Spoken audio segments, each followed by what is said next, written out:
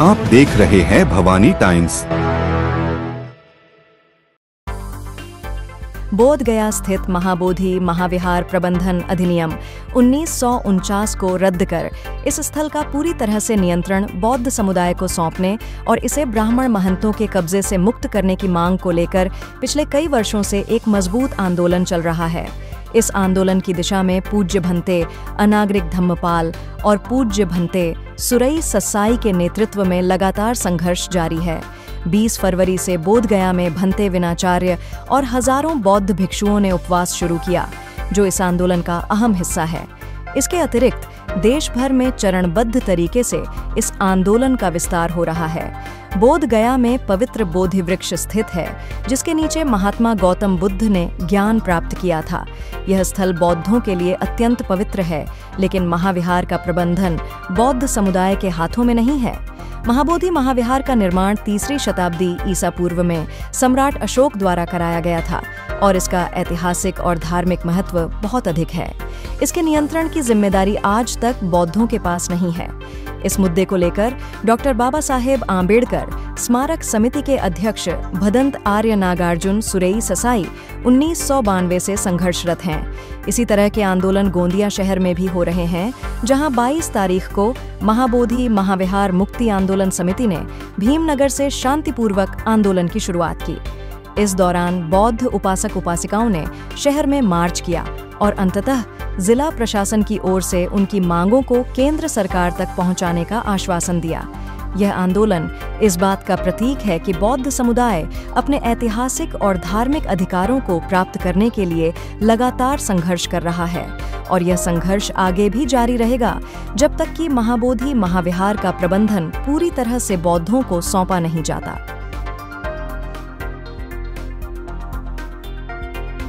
करण्यात आलेला आहे आणि आज 1 महिन्यापेक्षा जास्त झालेला आहे, तरी सुद्धा ना बिहार सरकार त्याची दखल घेत आहे ना भारत सरकार त्याची दखल घेत आहे। आतापर्यंत 1 महिन्यापेक्षा जास्त कालावधी होऊन गेलेला आहे आणि तिथे कोणतेही सरकारचे प्रतिनिधी जाऊन भिक्षू संघ जो आंदोलन करत आहे त्या आंदोलनाला कशा प्रकारे शांत करता येईल, त्यांच्या मागण्या काय आहेत बौद्ध लोकांच्या, हे देखील जाणून घेण्याचा सरकार प्रयत्न करत नाहीये। आणि हा 1949चा जो कायदा कानून बनवलेला आहे बिहार सरकारमध्ये, त्यामध्ये महाबोधी टेम्पलचा बीटीएमसी ऍक्ट आहे आणि त्यामध्ये सर्व या देशातील ज्या ज्या संप्रदायातील बौद्ध मंदिरं आहेत, मस्जिद आहेत, ते त्यांच्या धर्मीयांच्या हाती आहे। पण महाबोधी मुक्ती आंदोलनामध्ये आपण याच्याच करिता सहभागी झालो की तो बौद्धांकडे नाही आहे।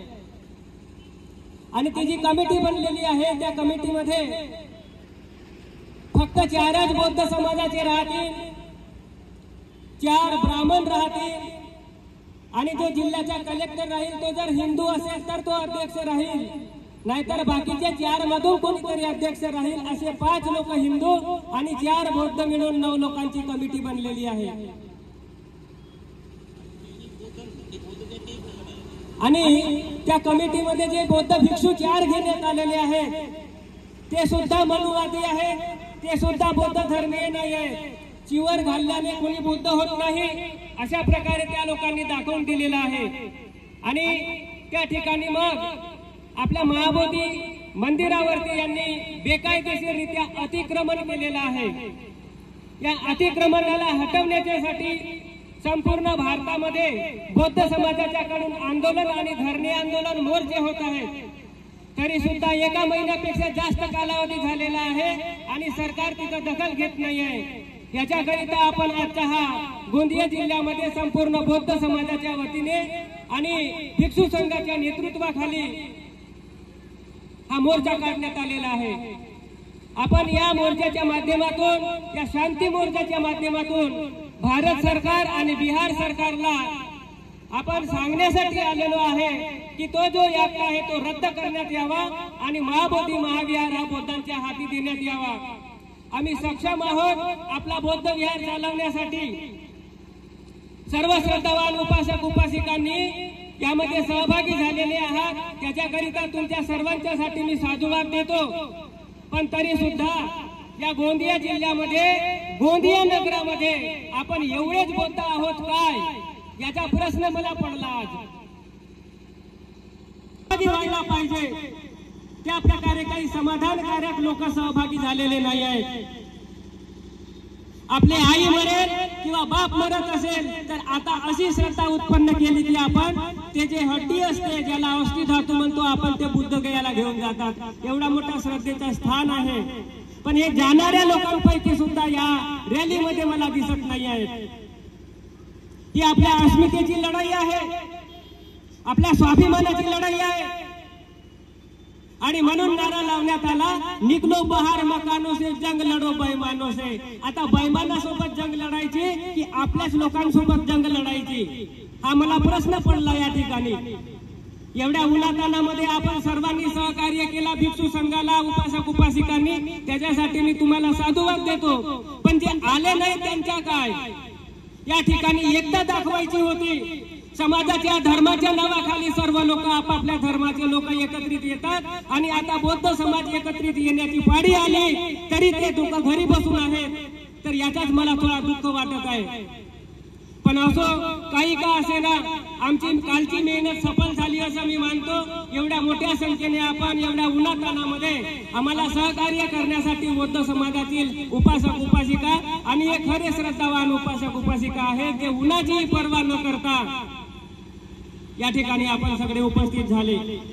आणि आपण या शांती मोर्चाच्या माध्यमातून सरकारवर दबाव आणण्याचा प्रयत्न करतो की त्यांनी हा 1949चा भारत देश स्वतंत्र झाल्याच्या नंतर आपला संविधान लागू झाला तो 1950 ला आणि हा जो बीटीएमसी ऍक्ट आहे हा 49चा आहे।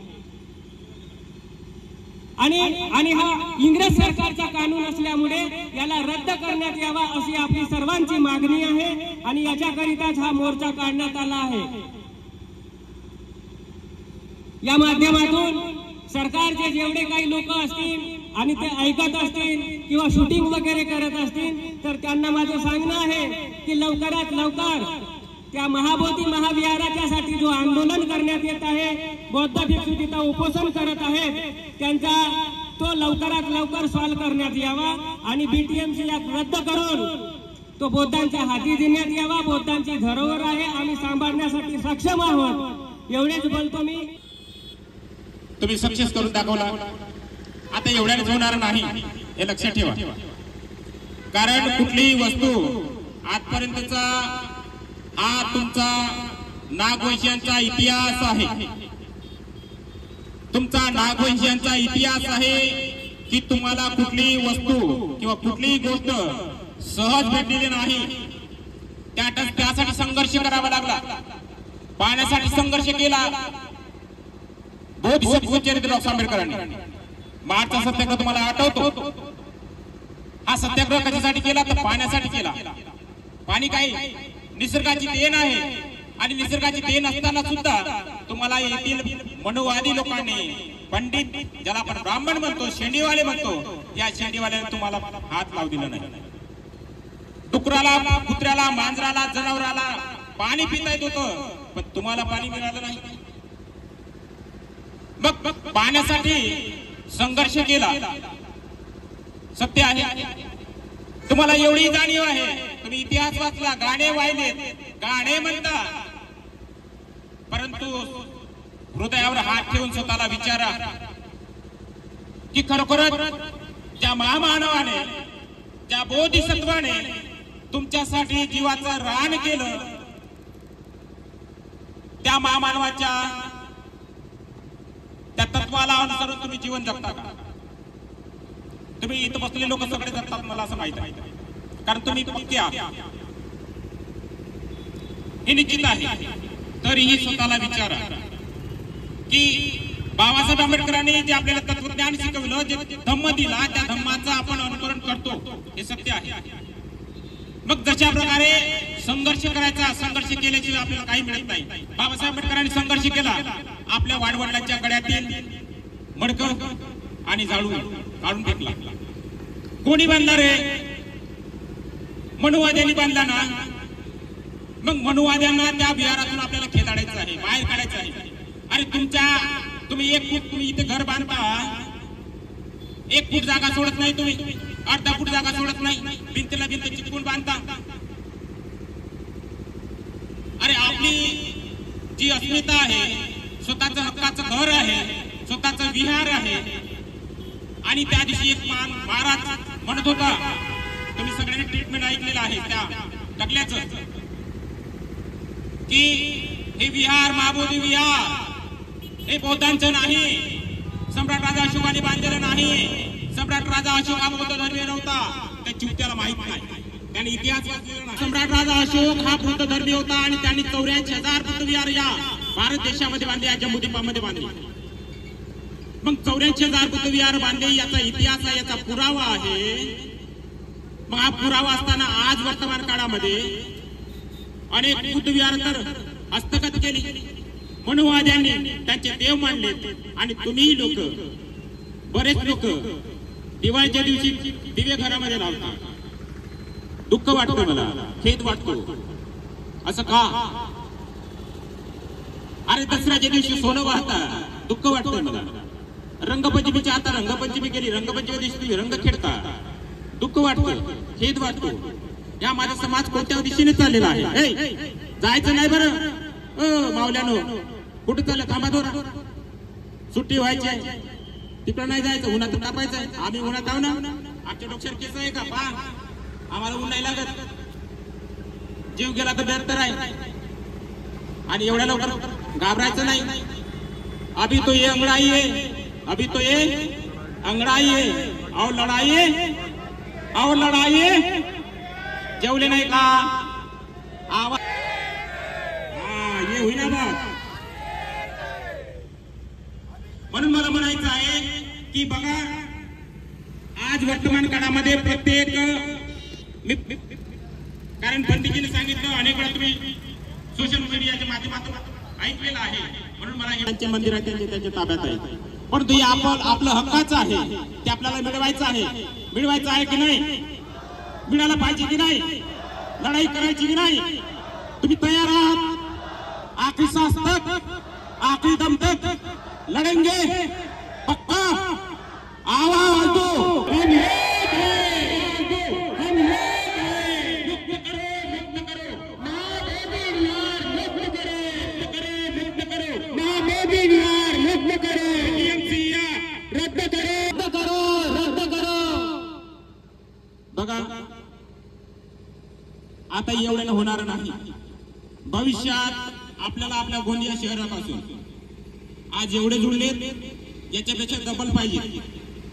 जर झालं नाही तर म्हणतात ना, आपण एखादी केस या कोर्टात टाकली, आपण जर हरलो तर आपण नागपूरला जातो लढाई करायला, नागपूरच्या कोर्टात टाकतो. नागपूरच्या कोर्टात धरलो तर आपण मुंबईच्या कोर्टात टाकतो. हे तुम्हाला माहित आहे. म्हणून मला म्हणायचं आहे की ही लढाई इथे थांबवायची नाही, पुढे जायचं आहे.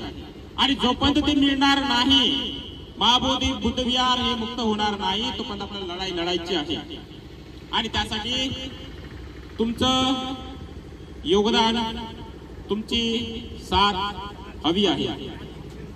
तुम्ही आहात सोबत, आमच्या भिक्खू संघाच्या सोबत आहात, सगळे आहात, तनबंधनाने आहात. ही लढाई लढण्यासाठी गरज आहे कशाची? तुमच्या वेळेची, तुमच्या श्रमाची, तुमच्या योगदानाची. आणि कुठलीही गोष्ट पुढे नेण्यासाठी धनाची सुद्धा गरज असते.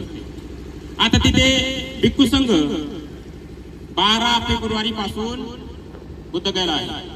मी सुद्धा त्या दिवशी बुद्धगयेला होतो.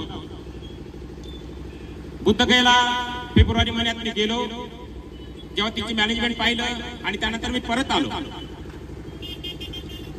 म्हणून मला म्हणायचं आहे की तेथील भिक्खू संघाला आपल्याला योगदान करायचं आहे. तिथे तुमच्यासारखे काही उपासक त्या आंदोलनामध्ये सहभागी झालेले आहेत, घरबार सोडून तिथे गेलेले आहेत.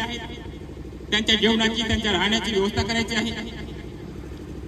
मधामध्ये तुम्ही पाहिलं, बिहार सरकारने, मनुवादी सरकारने त्या आंदोलनाकर्त्या लोकांसाठी पाणी बंद करून टाकलं, पाणी दिलं नाही, तिथे नळ बंद केले. म्हणून मला सांगा, कुठलंही आंदोलन करत असताना तुम्ही तिथून चालत आलात, यापैकी कोणी असं पाणी पिलं नाही असं कोणी आहे का? तहान लागली ना, पाणी पिलं ना, म्हणून मला म्हणायचं त्यांचा जेवणाची पाण्याची राहण्याची आपल्याला व्यवस्था करायची आहे. त्यासाठी अर्थसहाय्याची सुद्धा गरज आहे. म्हणून जेवढं काही तुम्हाला आर्थिक मदत करता येते ती आर्थिक मदत करावं आणि आर्थिक मदत करून तुम्ही या ठिकाणी जे येऊन हा मोर्चा तुम्ही पूर्णस्वास केला याबद्दल तुमचं धन्यवाद. आणि एवढ्याने होणार नाही, भविष्यात आम्ही तुम्हाला अधिक काही पुढच्या जसं बिहारवरून तेथील भिक्खू संघ जे काही ऑल इंडियन भिक्खू संघाच्या ग्रुपवर मेसेज देतील आणि त्या मेसेज प्रमाणे आपण पुढची वाटचाल करूया. आमचं त्यांच्याशी डेली कम्युनिकेशन आहे, वार्ता आहे. त्यांना विचारतो काय हवंय काय नाही काय चाललंय आणि त्याप्रमाणे आपण पुढची वाटचाल करूया. भविष्यात उद्या चालून अधिक याच्यापेक्षा मोर्चा काढायची गरज पडली तुम्ही तयार आहात? आता एवढे दिसले बरं. आणि भविष्यात इथून पैदल बुद्धगयाला जायचं आहे. कोणाकोणाची तयारी आहे? बुद्धगयापर्यंत पैदल जायचं आहे. तयारी कोणाकोणाची आहे? माणूस पहा गपच्या घातलेला आहे, पच्चीशीलाचा हात वर नाही करत, हिंमत नाही आहे माणसाला चालायची. आतापर्यंत गाडी नाही चालत.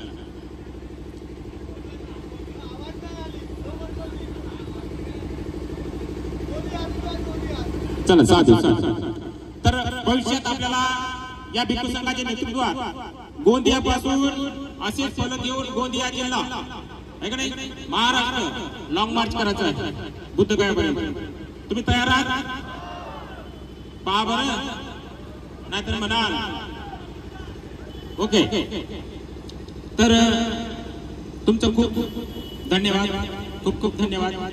तुम्ही या मोर्चामध्ये सहभागी झालात आणि हा मोर्चा इथपर्यंत आणला याबद्दल तुमचं मनपूर्वक अभिनंदन करतो.